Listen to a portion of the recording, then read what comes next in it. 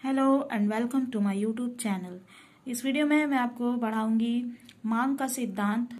Chapter जो है आपका माइक्रो इकोनॉमिक्स का चैप्टर नंबर 5 है मांग का सिद्धांत, थ्योरी ऑफ डिमांड। इस चैप्टर से आपका मॉडल पेपर में भी क्वेश्चन पूछा गया था कि मांग से आप क्या समझते हैं, what do you understand by demand, है ना। आपको याद होगा 22 नंबर क्वेश्चन ये पूछा गया था इसी चैप्टर से कि मांग से आप क्या समझते हैं, 2 मार्क्स का। तो ये बहुत इंपॉर्टेंट चैप्टर है, इसमें कुछ न्यूमेरिकल्स भी है। नेक्स्ट इसका जो मांग की लोच, इलास्टिसिटी ऑफ डिमांड वाला, तो इसको अच्छे से आपको समझना बहुत जरूरी है, इसलिए मैं इसको अच्छे से समझा रही हूँ। आप समझ लो तो उसके बाद इंपॉर्टेंट क्वेश्चन आंसर भी करवा दूंगी, ठीक है। देखो, खुली अर्थव्यवस्था जो होती है, ओपन इकोनॉमी, इसमें किसी भी वस्तु अथवा सेवा यानी कि गुड्स एंड सर्विसेज का जो प्राइस होता है, मूल्य होता है, उसका निर्धारण यानी डिटर्मिनेशन ऑफ प्राइस जो होता है उस मूल्य पर होता है, उस प्राइस पर होता है जहां पर वस्तु की मांग एवं पूर्ति एक दूसरे के बराबर हो जाती है। यानी कमोडिटी जो होती है, गुड्स, उसके डिमांड एंड सप्लाई बराबर हो जाती है, तो उसी पॉइंट पे उसका प्राइस का डिटर्मिनेशन होता है, निर्धारण होता है। इसीलिए प्राइस डिटर्मिनेशन जो है, मूल्य का निर्धारण क्या अवधारणा जो होता है, कॉन्सेप्ट ऑफ प्राइस डिटर्मिनेशन, इसको समझने के लिए जरूरी है कि मूल्य में परिवर्तन होने से यानी प्राइस में जो चेंजेस होते हैं उसके परिणाम स्वरूप डिमांड में, मांग में होने वाले परिवर्तनों के संबंध को समझा जाए। और मूल्य में परिवर्तन यानी प्राइस में जो चेंजेस है उसके परिणाम स्वरूप जो पूर्ति होती है, सप्लाई, उसमें होने वाले परिवर्तन, चेंजेस के संबंधों को अच्छे से क्लियरली समझा जाए। तो ये दोनों चीज बहुत जरूरी होता है। पहला क्या है, जो प्राइस है उसमें चेंज होने से डिमांड में क्या परिवर्तन होता है, चेंज आता है। और दूसरा पॉइंट ये है कि जो प्राइस में चेंज होता है तो सप्लाई में यानी पूर्ति में क्या चेंजेस आता है, इसको समझना बहुत ही जरूरी है। इसलिए मांग एवं पूर्ति यानी डिमांड एंड सप्लाई, मूल्य निर्धारण, प्राइस डिटर्मिनेशन के इम्पोर्टेंट एलिमेंट है, महत्वपूर्ण तत्व है, ठीक है। मांग एवं पूर्ति जो होता है, डिमांड एंड सप्लाई का निर्धारण, determination of demand and supply के महत्वपूर्ण निर्धारक तत्व है। इस चीज को आप लोग याद रखिएगा कि प्राइस डिटर्मिनेशन जो होता है, मूल्य का निर्धारण, किसी वस्तु का जो मूल्य निर्धारण होता है कि इसका इतना मूल्य रखा जाए, है ना, तो उसके लिए डिमांड एंड सप्लाई बहुत ही इंपॉर्टेंट एलिमेंट्स है। मांग और पूर्ति बहुत ही महत्वपूर्ण तत्व है।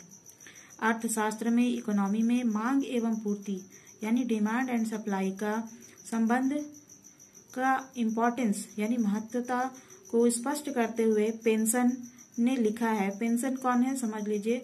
पेंसन जो है वो अपने समय के बहुत बड़े अर्थशास्त्री हुआ करते थे, इकोनॉमिस्ट थे, ठीक है।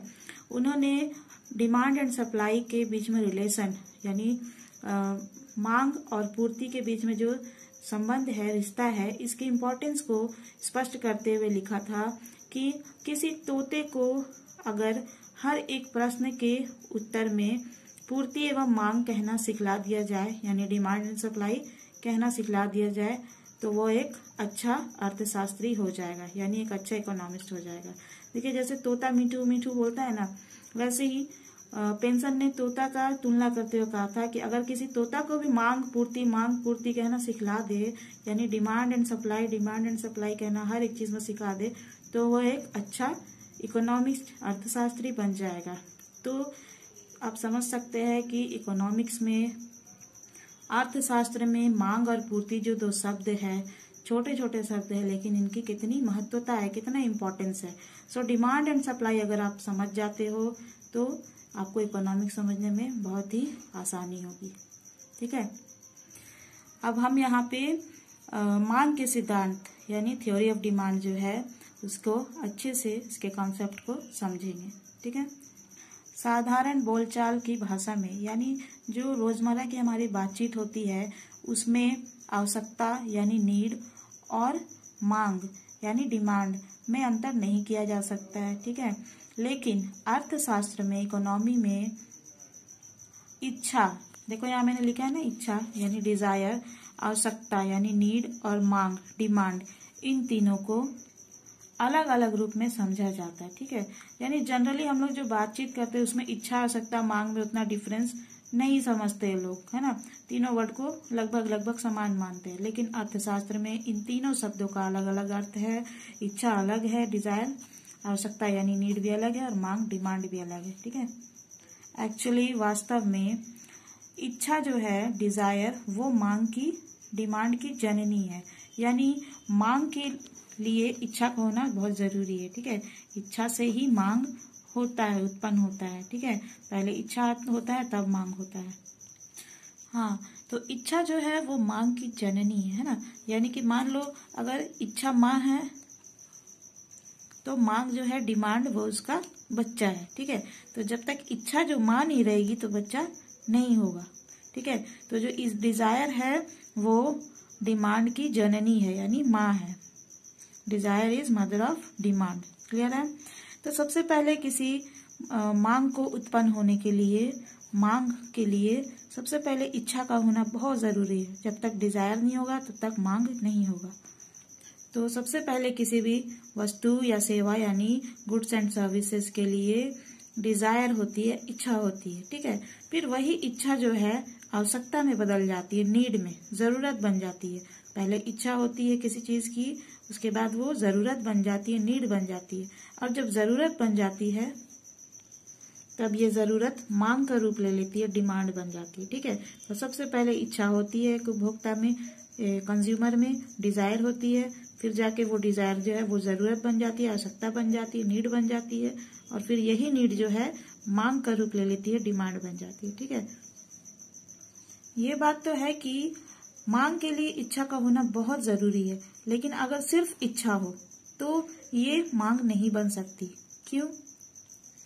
क्योंकि केवल इच्छा मात्र से वो मांग नहीं बन जाती। मान लो एक भिखारी इच्छा करे, डिजायर करे कि उसे कार लेना है या बहुत बड़ी बिल्डिंग बनाना है, तो क्या उसका इच्छा मांग बन सकती है? नहीं बन सकती, ठीक है। अब देखो आगे मैं जो बता रही हूँ उससे और अच्छे से क्लियर होगा। तो जो हमारे इकोनॉमिस्ट है, अर्थशास्त्री, जिसके बारे में मैंने आपको इससे पहले बताया, पेंसन जिनका नाम है, उनके अनुसार प्रभावपूर्ण इच्छा जो होती है, इफेक्टिव डिजायर जो होती है, उसी को मांग कहा जाता है। देखो यहाँ पे प्रभावपूर्ण इच्छा, इफेक्टिव डिजायर जो होती है, उसी से वही मांग होती है ना। पेंसन ने कहा है ये बात। तो सिर्फ इच्छा होने से ये मांग नहीं हो जाती है, प्रभावपूर्ण इच्छा है तभी मांग होती है। और प्रभावपूर्ण इच्छा कब होती है? इच्छा तो कोई भी कर सकता है, लेकिन प्रभावपूर्ण इच्छा के लिए क्या चाहिए?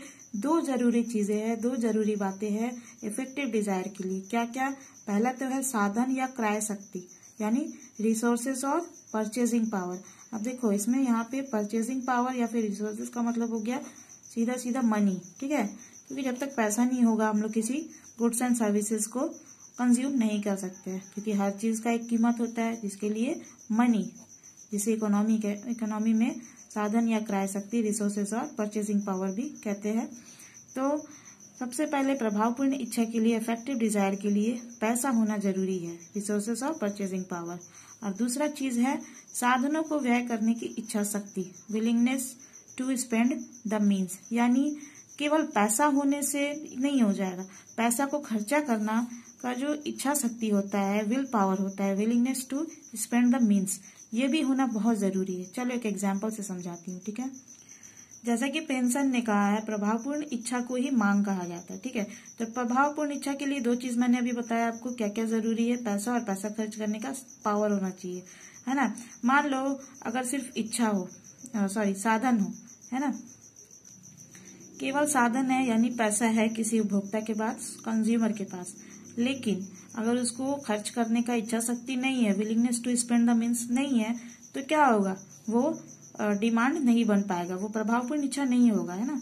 जैसे कि मान लो एक बहुत ही रिच व्यक्ति है, करोड़ों रुपए की संपत्ति है उसके पास, लेकिन वो अगर सोचे कि मैं 25 लाख का मोटर कार खरीद लूं, ठीक है, लेकिन वो बहुत कंजूस है साथ ही साथ। पैसा ये फर्स्ट वाला चीज तो है उसके पास, साधन या क्रय शक्ति, रिसोर्सेस और परचेसिंग पावर, यानी मनी तो है, लेकिन इतना कंजूस है कि उसको खर्च करने का इच्छा शक्ति नहीं है, willingness to spend the means, ये सेकंड वाला चीज नहीं है। तो क्या होगा? वो प्रभावपूर्ण इच्छा नहीं बन पाएगा, यानी वो मांग नहीं बन पाएगा, बस एक इच्छा ही रह जाएगा। है ना। तो जैसे कि वो भिखारी बिना पैसा नहीं होने की वजह से, ये रिसोर्सेस और परचेजिंग पावर नहीं होने की वजह से वो चीजों को नहीं खरीद सकता है, तो धनी सेठ का भी वही हाल हुआ, पैसा होते हुए भी नहीं खरीद पा रहा है। क्यों? क्योंकि उसको इच्छा शक्ति नहीं है साधनों को व्यय करने का, willingness to spend the means, ये चीज इसके पास नहीं है ना। तो इसीलिए हर इच्छा मांग बन जाए ये जरूरी नहीं है, सिर्फ ये है कि इच्छा मांग की जननी है ना। लेकिन प्रभावपूर्ण इच्छा जो होती है, जिसमें पैसा भी हो और पैसा खर्च करने का इंसान को पावर भी हो, ठीक है, यानी पैसा खर्च करने का उसका मन भी हो, इच्छा शक्ति होना जरूरी है। तो ये दो चीज जब होता है तो प्रभावपूर्ण इच्छा होता है, और प्रभावपूर्ण इच्छा को ही मांग कहा जाता है ना। अब देखो फर्स्ट वाला चीज, अगर किसी के पास मनी ना हो, ये चीज पैसा ना हो, जैसे भिखारी के पास पैसा उतना नहीं है कि वो कार खरीद ले और वो कार खरीदने का सोच रहा है, तो क्या होगा, बेचारा लैक ऑफ रिसोर्सेज यानी साधन की कमी होने की वजह से वो नहीं खरीद सकेगा। तो इसकी इच्छा प्रभावपूर्ण इच्छा नहीं हो पाएगी, सिर्फ इच्छा मात्र ही रह जाएगी, सिर्फ डिजायर रहेगी, इफेक्टिव डिजायर नहीं हो पाएगी, यानी डिमांड नहीं बन पाएगी। अब देखो जब प्रभावपूर्ण इच्छा हो, यानी कि पैसा भी हो, पैसा खर्च करने का शक्ति भी हो, willingness to spend the means भी हो, तब जाकर उपभोक्ता की, कंज्यूमर्स की जो डिजायर है वो नीड में बदल जाती है ना। इच्छा जो है नीड में बदल गई, मान लो कार खरीदने का सोचा है, वो इच्छा है तो उसका जरूरत हो गया, तब जाके ये मांग में परिणत होता है। तो डिमांड जो है, मांग, उसका एक कंडीशन होता है। मांग के लिए, डिमांड के लिए एक निश्चित स्थान, निश्चित मूल्य और निश्चित समय पर मांग किया जाना जरूरी है, ठीक है। इसलिए पेंसन ने ठीक ही कहा है कि मांग का अर्थ हमेशा एक निश्चित मूल्य पर मांग से होता है, ठीक है, एक निश्चित मूल्य से, डिमांड से होता है। जब तक मूल्य यानी प्राइस को व्यक्त नहीं किया जाए तब तक मांग यानी डिमांड वर्ड का कोई अर्थ नहीं है ना। अब देखो इससे क्वेश्चन निकलता है, मांग से आप क्या समझते हैं, what do you understand by demand, 2 marks का क्वेश्चन है। मॉडल पेपर में मैंने आपको आंसर बता दिया था, फिर से बता देती हूँ। मांग क्या है अगर पूछे आपसे, तो मांग किसी वस्तु की वैसी प्रभावपूर्ण इच्छा, अभी मैंने समझाया आपको प्रभावपूर्ण इच्छा क्या होती है बड़ी क्लियरली, है ना। तो मांग किसी वस्तु की वैसी प्रभावपूर्ण इच्छा को कहते हैं जो निश्चित समय पर, एक निश्चित मूल्य पर एवं निश्चित स्थान पर की जाती है, ठीक है। तो मांग की 3 स्थिति होती है, निश्चित समय, निश्चित मूल्य और निश्चित स्थान, ठीक है। तो इसी चीज को इंग्लिश में देखिए, सेम है इंग्लिश में ये demand. What is demand, demand का हेडिंग डाला मैंने। अब देखो डिमांड क्या है बता रही हूँ। Demand is called the effective desire of a commodity which is made at fixed time, at a fixed price and at a certain place. Clear है। सो गाइज अगर आपको ये वीडियो पसंद आया हो तो इसे लाइक जरूर करिएगा, इसे अपने स्टडी ग्रुप एंड क्लासमेट से शेयर करिएगा और कमेंट करके बताइए आपको क्लियरली समझ में आया कि नहीं। And thank you viewers for watching this video.